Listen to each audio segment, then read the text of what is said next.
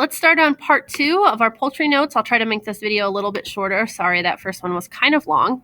All right, so USDA, U.S. Department of Agriculture, inspects and grades all poultry products. Inspecting is mandatory, grading is voluntary. So when they're inspecting for wholesomeness, to check and make sure the bird is free of defects, and just edible on lots of different levels. I won't go into a lot of that right now. But this is the USDA website, and this is showing where the grading comes from. So grades A, B, and C are available. Grade A is typically what's sold in the store. It means it has the highest quality, few or free of defects. Things that you're looking for is you don't want like damage to the skin. You don't want it to be cut for when you go to cook it. That can cause it to dry out. Also more risk of bacteria. This also ensures there's a good layer of fat underneath the skin of the bird, which helps with flavoring. But at the same time, it makes sure that this bird is full flesh, that there's a good amount of fat for the bird, not just that it's, pretty much fat and bone. You wouldn't want that. And another thing they're looking at is no broken bones in the bird. So lots of those things go into consideration when grading. Grades B and C are more of our processed poultry, and then you wouldn't usually see a grade on those, which you can. It's just not always. Like I said, grading is voluntary, and so it doesn't have to be on there. All right, buying poultry. Couple terms to look at. Remember, the two I'm concerned about are dressed and drawn. Dressed is a fully cooked or fully ready to go bird. The feathers, head, and feet are removed. The bird has been bled, which means the blood is drained out. Also, all the organs have been removed, which is what is drawn. All right, so like I said, dressed and ready to go. You just need to wash it, season it however you want, and you're ready to cook.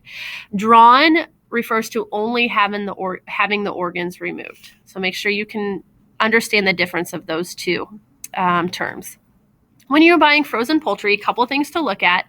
You want to make sure and not have freezer burn. So here's a couple different ways to see freezer burn. You can see these ice crystals. The meat should be a kind of pinkish white color. You don't want a grayish tint to your meat ever.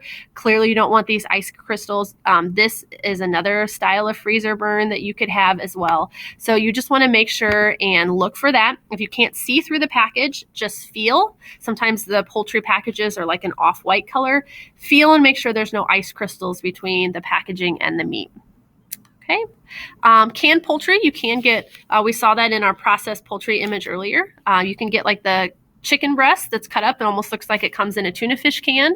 That can be all white or white and dark meat. We even saw that wonderfully gross video of the whole chicken in a can that the guy was eating, which is all cooked and ready to go. When you are serving poultry, we talked about for a whole bird, you buy a pound per person, which sounds like a lot, but you need to take into consideration the waste of the skin, fat, and bone. And also typically a whole bird, you're kind of hoping that there'll be leftovers. Like Thanksgiving, we all look forward to leftovers. If you are buying pieces of a bird that has been pieced out, obviously you don't buy a pound per person. That's a lot.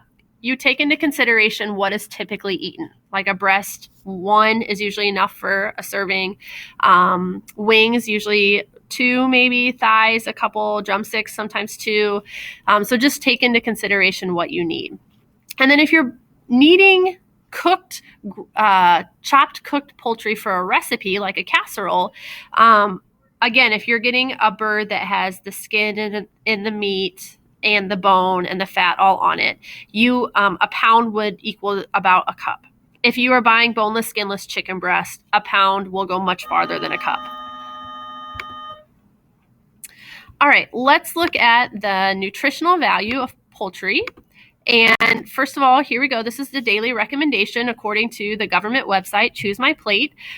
For around your age, this is saying 5 to 6.5 ounces, looking at boys and girls, of your daily protein intake.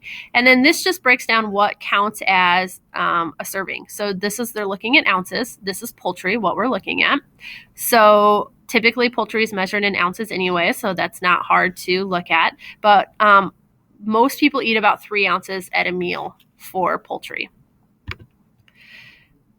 All right, some nutrients in poultry. We have It's a complete protein. It's a lean protein, so it's one of the #1 recommended proteins. We have the B vitamins, also iron and phosphorus. It has been argued that the dark meat has a greater amount of not only fat, which that is proven, but also the vitamins and minerals.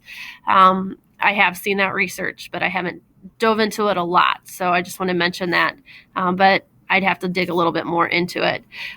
We talked about the fat content. Yes, dark meat has more. It has about double per serving, and more calories, obviously, than the white meat as well. Also, older birds have more fat than young bird, and we know that dark meat has more fat than white meat, which also means that birds that are all dark meat, like duck and goose, are going to have more fat overall. All right, we'll come back with cooking, and then we'll be done with this chapter.